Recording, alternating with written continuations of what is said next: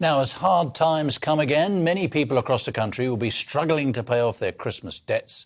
So it could be worth checking in your loft or other parts of the house for hidden treasure. Yes, experts believe the average UK attic hides nearly £2,000 worth of valuables, whilst around £33 billion of junk lurks in our cupboards and drawers. Well, someone who knows an awful lot about this is the antiques expert and presenter John Cameron. John, lovely to see you. Good morning. Lovely to see you. You'd go along with that, though. This is always called cash in the attic, but, you know, we'll have a look round. Absolutely. And when you think about it, when we leave home, we tend to leave our stuff at our parents' house. You know, you get that phone call, can you come and get your stuff out the loft? So that's where a lot of this stuff lies. It's the modern toys today that are up there, but also paperwork. People often don't have the time to look through paperwork and things like that, and that's where you'll find these hidden treasures. Right, OK. Now, we've got people, we've got fun, but we're going to start, as is only appropriate, with me. Yes, right, you've got to. This was, a discovery in the last few days in my home. I don't know whether we can show them on camera.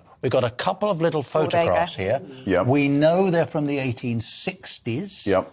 The one on the left was photographed by a chap who was a Frenchman who became Queen Victoria's, I did a little bit of research, photographer at the time. They're quite tiny, very tiny. We were amazed to discover these things and the age of them. Yep. Do they have any value? They have a little value. It depends on who's in the photograph. Right. But today, and a lot of people could go to the photographer, have these postcards made and things like that, and this is just the sort of thing that we say gets usually thrown out and lost.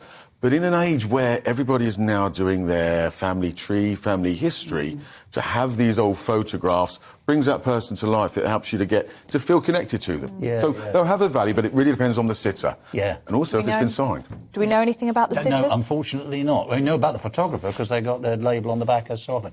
I was amazed, 1860s, that's early stuff, though, isn't it? It is early stuff, but, you know, as I say, lots of Victorian photographs survive.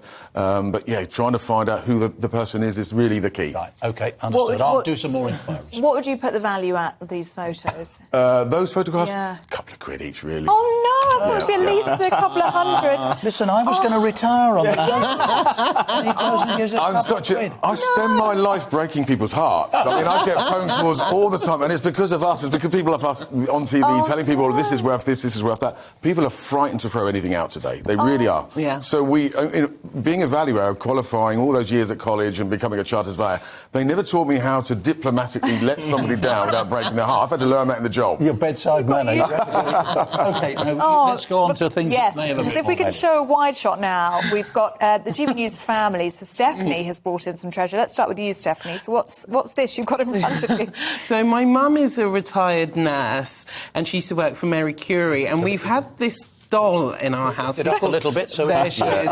We call her the Florence Nightingale doll because she's dressed of that era from the 1850s. It's been in our house for over 25 years, and I'm thinking it might be worth a little bit of money. It does look like a creepy doll, but it's quite antique for us. Hello, you're right. What do you make then? Well, she has the Mary Curie uniform on it. Yes. That is their logo. I walk past the charity shop every night on my way to my car, and often pop in and have a look at things for them that they've been donated. She is based on the early 20th century models like by Heubach and Koppelsdorf and Armand Marseille that were made in Germany, bisque heads, composition bodies, and so they do turn up.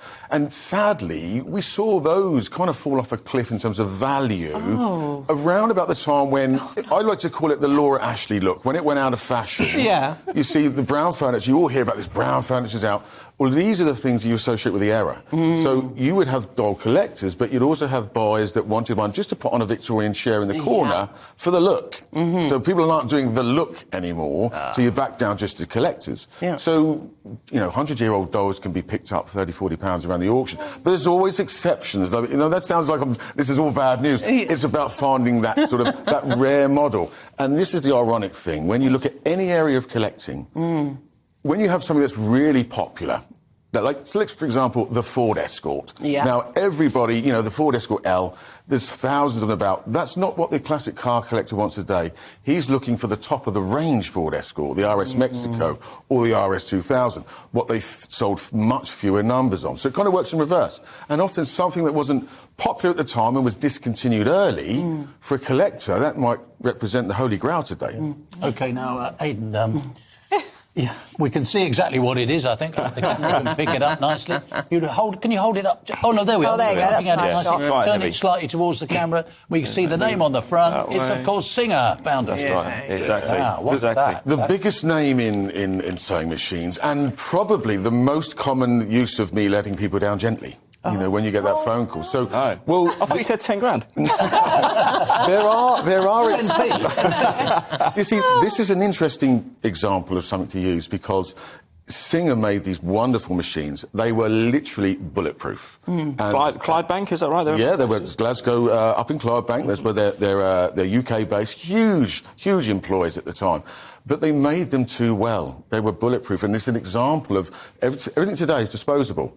And that was an example to manufacturers: don't make things too good because they don't need to come back for a new one. There's 100 years later, people are saying my 100-year-old sewing machine is still working. My mum got this for her 17th birthday. So she was born in 1944, so that's 1961. She was using it. She died in 2011. She was using it that year. Really? She made curtains with it. Wedding dresses, communion gowns, christening gowns, everything you can think of. You know, they had care homes, so if it's a 20-bedroom property, she did the curtains for all of that and the blinds and everything like that. So I had loads and loads of use out of it. I can remember it buzzing around in our dining room while I was trying to watch the bill. And do you have it on display? Or yeah, I've got it. So I rescued it. I sold the family home about September.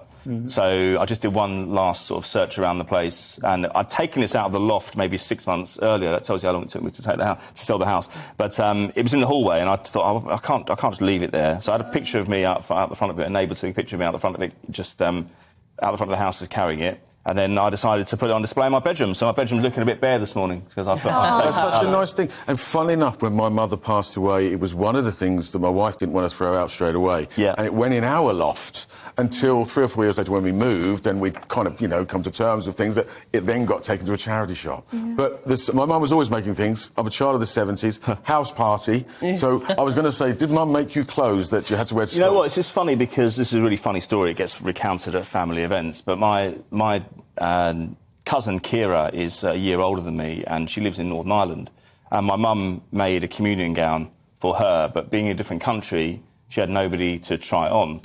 So I had to. Mum said, "Look, please come on. You're right. You're only a year younger than her. You're about the same size, same width shoulders." I had to put this dress on for about 10 minutes. You were the model. I was, yeah. I was very young, I should say. You made a communion at 7 years old, but family secrets coming. Yeah. So she didn't make any for me, but I have worn one of her examples. It's wonderful. But the Singer, as he said, is a good example. And if there's anyone out there that has the K or the 222K model, that's the one that tends to make £400. Okay. It's a miniature version, comes with a carry case. So there are always the exceptions to the rule, as we said. So that's one out there that, if you've got it in the loft, could be a few £100 there for you. Lovely. Do you think it's worth holding on to such treasures, even if they're not valuable at the moment? Do you think there is a bit of optimism that it could be worth a bit more in the future? Absolutely, because as generations pass, things get thrown away. Now, the last few years, we've seen Brown Furniture's making nothing, and so a lot of it's been broken up, the drawers have been repurposed, and at such time that they comes back in, then the things that have remained and are still here, they're rarer. So if you kept that doll in great condition, maybe not for you, but for your grandchildren, your great-grandchildren, and there's a saying, antiques are the things that we throw away and our grandchildren buy back at inflated prices. It's the same with fashion, isn't it? This would have been operated on the floor, by the way, by the foot. Yeah. I didn't know. Did you know that? Yeah. Oh, you did? OK. Yeah. But everyone knows. So, right, OK. I didn't know that. And I worked for the News of the World, so I was always a bit of a stitch-up merchant. You can't resist that joke. He's been waiting for that one. Waiting to use it. Yeah, you should be a little seamstress, agent. Yeah, I'll give it a go. Maybe. No excuse now. Well, I've got a few hours this afternoon, so I'll give it a go. Rumpelstiltskin in the making. John, for people who are watching and listening at home, what should they be going into the attic and looking for? What are the things that are going to make them the most money? Yes, actually things that might actually... Yeah. All right. We're not doing very well. No. OK, well, look, as I said, we get a lot of phone calls, we clear a lot of properties, and people don't know where to start today. I always say, look, flick through books, because people tuck things in books before you take books. Just flick it, it'll open at a page, and that's where you'll find the ephemera and paperwork and things like that. And I brought some medals in today, and one of the most common things that happens is we'll get some medals in, we know who they belong to, and you say, anything to go with them? Oh, no, everything's been thrown away. So things like photographs of the person in uniform, discharge papers, it's the ephemera, the paperwork that often gets lost. And it's where you'll find other things, banknotes, letters, you know, by important people. So I'd say to take the time to go through the things. It's not the obvious. OK. And I'll give an example. We got time? Yeah. I went to a house once. This medal as well. Well, I went to a house once. A lady asked me to come and have a look at some antique furniture that her father had collected, and this was at a point where the market had dipped. And I went round there. It was typically I had to let her down gently, and she was quite disappointed. Anyway, on the way out, I said, "I've got to go. Pompey are at home tonight, and I've got to get home and change and get back." Oh, she said, "My father was a massive Pompey fan, and he worked at the ground for years." So I said, "Did he collect anything? Any programmes or tickets?" She said, "Yeah, I've got a box in the loft." So she got the box down. Cut a long story short, that box probably sold for about £11,000. Wow. What was in there. Whoa. So it was rare. 1929, the FA Cup final, 34 Cup final, Pompey finals, 1939, tickets, signed menus from the dinners, and that was where the money was. It was in a box. Is that going to buy you a new stadium, do you think? Might buy us a new player.